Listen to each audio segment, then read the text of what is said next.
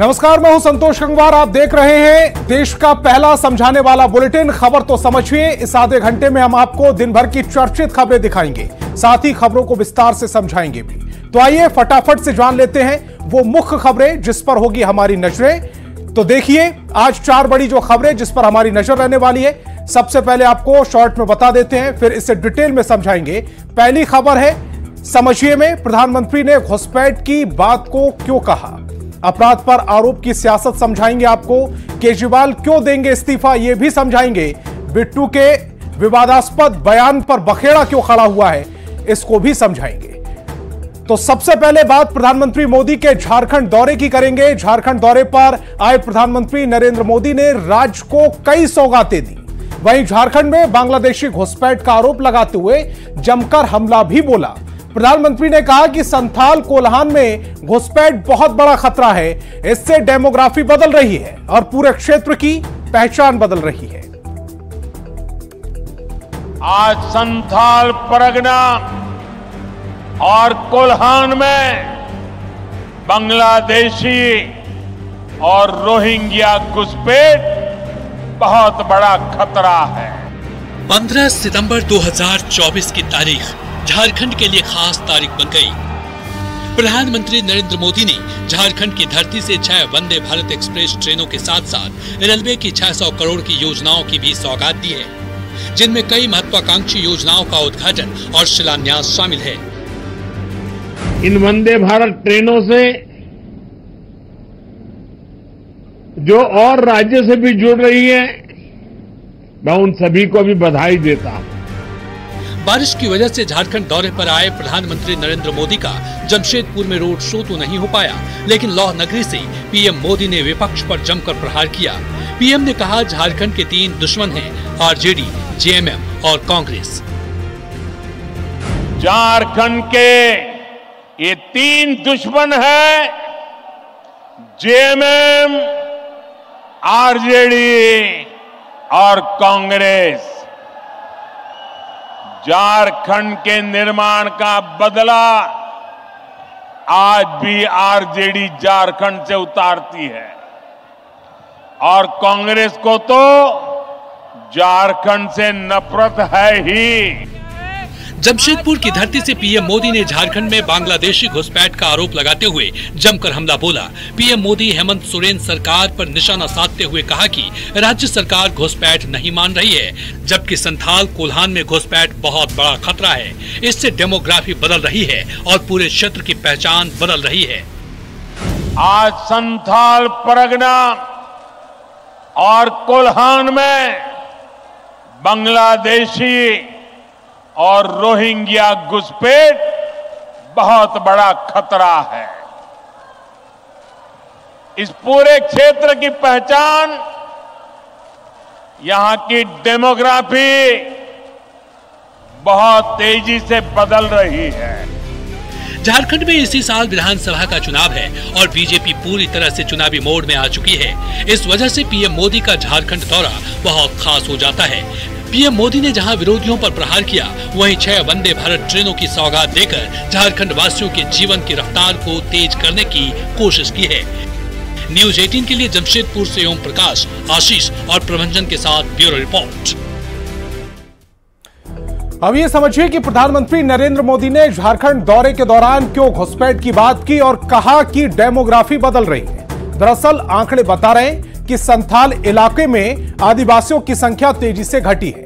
आदिवासियों की संख्या 44 से घटकर 28% हो गई है, यानी कि आदिवासी संख्या में 16% की गिरावट हुई है। वहीं ईसाइयों की संख्या की अगर बात करें तो 6748 गुना बढ़ी है, यानी 6000 गुना से ज्यादा ईसाई समाज के लोगों की जनसंख्या संथाल परगना में बढ़ी है। इसका सबसे बड़ा कारण पलायन और धर्मांतरण है। संथाल परगना में 6 झारखंड के जिले शामिल हैं। ये जिले हैं गोड्डा, देवघर, दुमका, जामताड़ा, साहिबगंज और पाकुड़। इन जिलों में ईसाइयों के साथ साथ मुसलमानों की भी आबादी बढ़ी है। झारखंड की इन 6 जिलों में मुस्लिम आबादी 20 से 40% तक बढ़ी है। साहिबगंज की बात करें तो 1961 में साहिबगंज में मुस्लिम आबादी 21% थी, जो 2011 में बढ़कर 34.61% हो गई, यानी 13% मुस्लिम आबादी बढ़ गई है। वैसा ही पाकुड़ में भी हुआ है। पाकुड़ में 1961 में मुस्लिम आबादी 22% थी, जो 2011 में 36% हो गई, यानी मुस्लिम आबादी में 14% की वृद्धि हुई है। यानी कि आदिवासी बहुल राज्यों में आदिवासियों की संख्या घटती जा रही है। गौर से सुनना इस बात को, आदिवासी बहुल राज्यों में आदिवासियों की संख्या घटती जा रही है, जबकि मुस्लिम और ईसाई समाज की आबादी बढ़ती जा रही है। प्रधानमंत्री मोदी ने कहा है कि इसकी सबसे बड़ी वजह बांग्लादेशी घुसपैठ, लेकिन राज्य की सरकार इस बात को मानने को कतई तैयार नहीं है, बिल्कुल तैयार नहीं है। बारिश की वजह से प्रधानमंत्री मोदी जमशेदपुर के टाटानगर रेलवे स्टेशन पर आयोजित कार्यक्रम में शामिल नहीं हो सके। इसके लिए उन्होंने टाटानगर की जनता से माफी भी मांगी और रांची से ही झारखंड को 6 वंदे भारत एक्सप्रेस में ट्रेन देने की सौगात दी। प्रधानमंत्री ने रेलवे की 600 करोड़ की योजनाओं को भी सौगात दी है। इनमें कई महत्वाकांक्षी योजनाओं का उद्घाटन और शिलान्यास शामिल है। यात्रियों के चेहरे पे मुस्कुराहटें बयान करते हुए तो प्रधानमंत्री मोदी ने झारखंड की धरती से 6 वंदे भारत ट्रेनों की सौगात दी। पहली ट्रेन है टाटा पटना वंदे भारत। इस ट्रेन की वजह से टाटा पटना आने जाने वाले लोगों का समय बचेगा। टाटा पटना वंदे भारत टाटा से सुबह 5:30 बजे रवाना होगी और 12:45 पर पटना जंक्शन पहुंचेगी। वहीं वापसी में यह ट्रेन 2:15 पर यह पटना से खुलेगी और 9:30 बजे यह टाटा पहुंचेगी, यानी करीब 7.25 घंटे में टाटा से पटना का यह सफर तय हो जाएगा। अगर दूसरी ट्रेन की बात करें तो दूसरी ट्रेन जो है वो वाराणसी देवघर वंदे भारत ट्रेन है। वाराणसी देवघर वंदे भारत एक्सप्रेस में जो एक्सप्रेस वाराणसी से सुबह 6:20 पर खुलेगी। सासाराम, गया, नवादा, किऊल और जसीडीह होते हुए ये 1:40 पर देवघर पहुंचेगी। मतलब 7.25 घंटे में वाराणसी से देवघर का सफर पूरा हो जाएगा। अगर बात करें एक और ट्रेन की तो टाटानगर बरहमपुर वंदे भारत, ये ट्रेन जो है वो वंदे भारत ट्रेन बरहमपुर से सुबह 5:15 पर खुलेगी और दोपहर 2:20 पर यह टाटानगर पहुंचेगी और टाटानगर से ये 2:50 पर खुलेगी। और इसके अलावा चौथी जो ट्रेन है उसके बात करें तो हावड़ा धनबाद गया वंदे भारत, ये ट्रेन सुबह 6:50 पर यह हावड़ा से चलेगी, 9:43 पर यह धनबाद और दोपहर 12:30 पर यह जंक्शन गया पर पहुंचेगी। अगर हावड़ा टाटानगर राउरकेला वंदे भारत ट्रेन की बात करें, यह सुबह 6 बजे हावड़ा से रवाना होगी। टाटानगर सुबह 9:15 पर यह पहुंचेगी और 11:50 पर यह राउरकेला पहुंचेगी। और छठी ट्रेन की अगर बात करें तो भागलपुर दुमका हावड़ा वंदे भारत ट्रेन है। ये ट्रेन भागलपुर से हावड़ा का सफर केवल 6 घंटे में पूरा करेगी। इससे न केवल यात्रा का समय घटेगा बल्कि यात्री भी अधिक आरामदायक और सुविधाजनक यात्रा कर सकेंगे। 17 सितंबर से शुक्रवार को छोड़कर यह ट्रेन रोज भागलपुर से हावड़ा जाएगी। वंदे भारत से आने वाले फायदों की अगर बात करें, उन फायदों को भी आपको समझा लेते हैं कि अगर वंदे भारत ट्रेन से आप सफर करते हैं तो कौन कौन से फायदे, कौन कौन से लाभ आपको मिलेंगे। सबसे पहला जो लाभ मिलेगा वो जो यात्री हैं उनका समय बचेगा, क्योंकि ये बहुत तेज ट्रेन है, एक्सप्रेस ट्रेन है और ये लंबी दूरी को कम समय में तय करती है। लंबी दूरी की यात्रा को कम समय में ये तय करने के लिए ट्रेन बनाई गई है, जानी जाती है।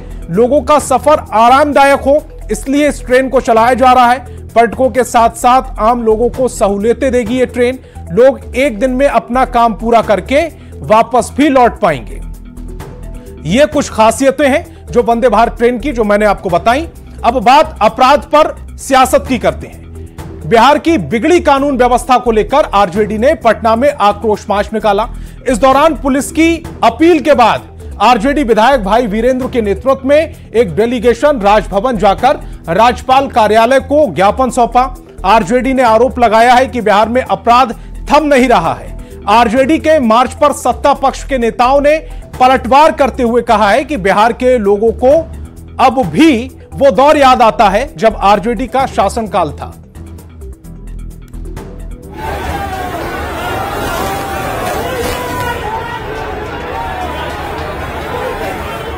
अपराध और कानून व्यवस्था के मुद्दे पर राष्ट्रीय जनता दल लगातार नीतीश सरकार को घेर रहा है। रविवार को आरजेडी ने पटना में आक्रोश मार्च निकाला। राष्ट्रीय जनता दल जिंदाबाद,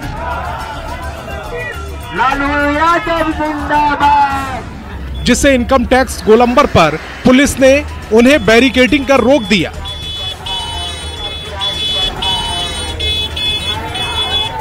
पुलिस की अपील पर आरजेडी नेताओं का डेलीगेशन राजभवन जाकर राज्यपाल कार्यालय को ज्ञापन सौंपा। कानून व्यवस्था बिल्कुल गिर गया। आए दिन चोरी डकैती हत्या रेप घटना घटते रहती है। आरजेडी के आक्रोश मार्च पर एनडीए की ओर से तगड़ा पलटवार किया गया। राजद का मतलब ही है गुंडागर्दी, अपराधीकरण। जो गुंडागर्दी करता हो वो राजभवन कैसे जा सकता है? ये लोग को शर्म लगना चाहिए। आरजेडी के मार्च और लालू प्रसाद के आरोप पर राष्ट्रीय लोक मोर्चा के अध्यक्ष और राज्यसभा सांसद उपेंद्र कुशवाहा ने कहा कि आरजेडी के लोग कुछ भी कर लें, लालू यादव कुछ भी बोले, लेकिन बिहार के लोग वापस उस दौर में नहीं जाने वाले। बिहार की जनता सब समझ रही है। लोगों ने भुगता है, देखा है। हमने तो बार बार कहा कुछ भी प्रयास कर ले, दौरा कर ले, मार्च कर ले, कोई फर्क नहीं होने वाला है। वहीं चिराग पासवान की पार्टी एलजेपी आर का कहना है कि पहले तो अपराधियों को संरक्षण दिया जाता था, अब जो क्राइम करता है उस पर कार्रवाई होती है। सुशासन की सरकार है, रूल ऑफ लॉ है। ऐसे में अपराध पे और अपराधियों पे लगातार कार्रवाई हो रही है। अपने जंगल राज से उसको जोड़ लें, देख लें, जिस पर कार्रवाई नहीं हुआ करती थी। 2025 में बिहार विधानसभा का चुनाव है। उसके पहले आरजेडी की ओर से लगातार अपराध के मुद्दे पर नीतीश सरकार पर लगातार निशाना साधा जा रहा है, कभी पोस्ट के जरिए तो कभी बयानों से। वैसे अपनी यात्रा की वजह से आरजेडी के आक्रोश मार्च में नेता प्रतिपक्ष तेजस्वी यादव शामिल नहीं हुए। न्यूज 18 के लिए पटना से अमित कुमार, आनंद अमृतराज और धर्मेंद्र कुमार की रिपोर्ट। तो अपराध और कानून व्यवस्था पर आरजेडी ने मार्च किया है और आरोप लगाया है कि बिहार में अपराधी बेलगाम हो चुके हैं। नीतीश कुमार से गृह विभाग संभल नहीं रहा है। इस पर जेडीयू ने अपराध पर तब और अब में क्या अंतर है यह बताने की कोशिश की थी। दोनों ओर से अपराध पर घमासान जारी है। तब और अब में क्या अंतर है, आइए हम भी आपको समझाते हैं। तब और अब में क्या अंतर है? अपराध तब भी हो रहे थे, लेकिन संगठित अपराध तब होते थे। अब अपराध अब भी हो रहे हैं, लेकिन तब संगठित अपराध होते थे। अपराधी अब भी हैं, लेकिन संगठित गिरोह का बोलबाला तब था। छोटे मोटे गिरोह अब भी हैं, लेकिन जातिगत सेवाएं तब हुआ करती थी। यह इस तरह की तुलनाएं चल रही हैं। हत्याएं अब होती हैं, लेकिन नरसंहार की बड़ी घटनाएं तब हुआ करती थी, यानी लालू राज में हुआ करती थी। अपहरण की कई घटनाएं अब होती हैं, लेकिन अपहरण उद्योग बनने का जो आरोप लगता है वो लालू राज पर लगता है। लालू राबड़ी के शासनकाल में अपहरण उद्योग बनाने का यह बड़ा आरोप लगता है। लेकिन अब की बात करें तो अपहरण की कई घटनाएं अब हुई हैं, लेकिन तब की बात करें तो अपहरण उद्योग बनाने का आरोप लालू और राबड़ी के शासनकाल पर लगता है। इस तरह की ये तुलनाएं चल रही हैं दोनों ही तरफ से। और लोकसभा चुनाव समय पर आरजेडी ने ऐसे ही आरोप लगाए थे। तब आरजेडी ने नरसंहार के आंकड़े जारी कर आरजेडी पर पलटवार किया था। जेडीयू की ओर से जारी आंकड़ों के जरिए जानते हैं 1990 से 2005 तक लालू प्रसाद और आरजेडी के शासनकाल में क्या स्थिति थी। जेडीयू की माने तो 15 साल में 118 नरसंहार हुए थे और 674 लोगों की जान गई थी। नरसंहार और मौत पर ये पूरे आंकड़े हम आपको बता रहे हैं। 15 साल में 118 नरसंहार हुए और मौत की बात करें, पटना में नरसंहार 15 हुए थे, 96 मौतें हुई थी। नालंदा में 4 नरसंहार हुए थे और 16 मौतें हुई थी। ये आंकड़ा इस समय हम आपको जेडीयू की ओर से जो आंकड़ा जारी किया गया था वो हम आपको दिखा रहे हैं। तो 15 साल में क्या स्थिति थी ये हमने आपको दिखाई। और नालंदा में 4 और बात करें मौत की तो 16 मौतें हुई थी। अब यह भी जानना जरूरी है कि 2005 में जब नीतीश कुमार की सरकार आई तो कैसे अपराध को काबू किया गया। जानकार बताते हैं कि अपराध पर लगाम लगाने में स्पीडी ट्रायल सबसे बड़ा हथियार बना। पुलिस विभाग के आंकड़ों के अनुसार 2006 में 3,356 मुकदमे दर्ज हुए। स्पीडी ट्रायल करवाकर 17 अपराधियों को फांसी की सजा देने का काम किया गया, जबकि 1,389 अपराधियों को उम्र कैद की सजा मिली थी। तो यह आंकड़ा एक बार फिर से सुन लीजिए, 3,356 मुकदमे दर्ज किए गए थे। स्पीडी ट्रायल कराकर 17 अपराधियों को फांसी दी गई थी, जबकि 1,389 अपराधियों को उम्र कैद की सजा मिली थी। 2005 से 2010 तक कोर्ट की ओर से अपराधियों को जो सजा सुनाई गई उसके आंकड़े भी आपको बता देते हैं, आप देख लीजिए। 2006 में ऐसी कई मुकदमों में कोर्ट ने 6,839 अपराधियों के जुर्म का हिसाब कर दिया। 2007 में सजा का यह आंकड़ा बढ़कर 9,853 पहुंचा। 2008 में सजा देने का यह आंकड़ा बढ़ते हुए 12,007 तक पहुंच गया। 2009 में और इजाफा हुआ, 13,146 अपराधियों को सजा दी गई। 2010 में 14,311 अपराधियों को पुलिस की कोशिशों के चलते अदालत ने सजा सुनाई। तो 2010 में जो आंकड़ा था वो 14,311 तक पहुंच गया था। और दिल्ली शराब घोटाला केस में जमानत पर रिहा हुए आम आदमी पार्टी के प्रमुख और दिल्ली के मुख्यमंत्री अरविंद केजरीवाल ने बड़ा दांव चल दिया है। उन्होंने 2 दिनों के बाद मुख्यमंत्री पद से इस्तीफा देने की घोषणा की और समय से पहले चुनाव कराने की मांग की है। लोकसभा चुनाव में दिल्ली की सभी सीटों पर हार के बाद अरविंद केजरीवाल पार्टी को पॉलिटिकल प्रेशर से निकलने के लिए बड़ा दांव चल चुके हैं। आपको एक रिपोर्ट के जरिए पूरे माजरे को समझाने की कोशिश करते हैं।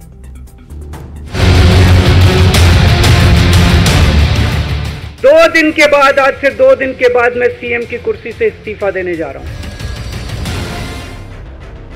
दिल्ली के शराब घोटाले में 156 दिन जेल में बिताने और 177 दिन के बाद जमानत पर जेल से बाहर निकले दिल्ली के मुख्यमंत्री अरविंद केजरीवाल ने बड़ा दांव चल दिया है। मैं तब तक सीएम की कुर्सी पे नहीं बैठूंगा जब तक जनता अपना फैसला ना सुना दे।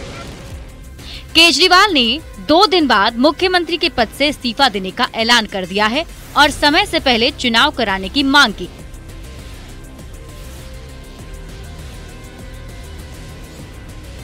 दो दिन के बाद, आज से 2 दिन के बाद मैं सीएम की कुर्सी से इस्तीफा देने जा रहा हूं।